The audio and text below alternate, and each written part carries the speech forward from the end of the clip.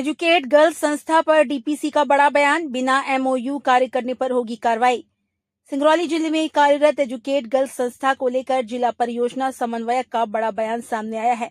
उन्होंने कहा कि वर्तमान शैक्षणिक वर्ष के लिए एजुकेट संस्था का कोई वैध एमओयू उनके कार्यालय में जमा नहीं है।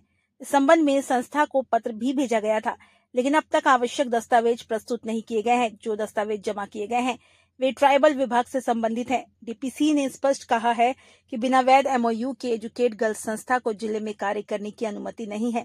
यदि संस्था के प्रतिनिधि किसी भी शैक्षणिक संस्थान में कार्य कराते पाए गए तो जिला कलेक्टर को अवगत कराकर नियमानुसार कार्रवाई की जाएगी।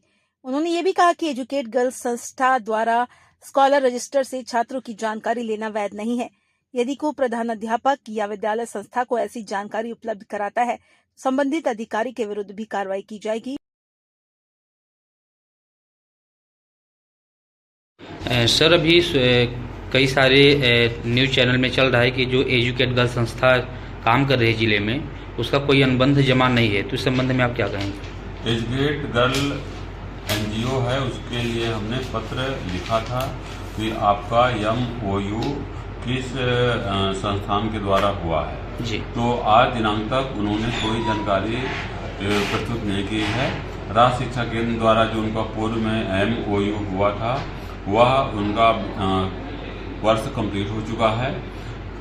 एजुकेट गर्ल के किसी भोपाल में जो काम कर रहे हैं उनके द्वारा से ट्राइबल विभाग से एमओयू की प्रति हमको उपलब्ध कराई गई है, परंतु स्कूल शिक्षा विभाग, लोक शिक्षण संचालनालय अथवा राज्य शिक्षा केंद्र के किसी भी संस्थान के द्वारा उनका एमओयू इस वर्ष के लिए नहीं आया है। और सर, जैसे दाखिला रजिस्टर से भी जानकारी ली जाती है उन लोगों के द्वारा, इस संबंध में क्या कहेंगे? नहीं, उनको वर्तमान में एमओयू न होने की वजह से यदि वो किसी भी संस्थान में जाते हैं एजुकेट करने को, तो मैं इस संबंध में अतिशीघ्र ही कलेक्टर साहब को संज्ञान में लाकर उनके खिलाफ में कार्यवाही के लिए और उनको विद्यालय में प्रवेश से प्रतिबंधित करूँगा। नहीं सर, जो दाखिला से जानकारी लेते हैं क्या वैलिड है? वो बिल्कुल वैलिड नहीं है और उनको किसी भी प्रधानाध्यापक को नहीं देना चाहिए।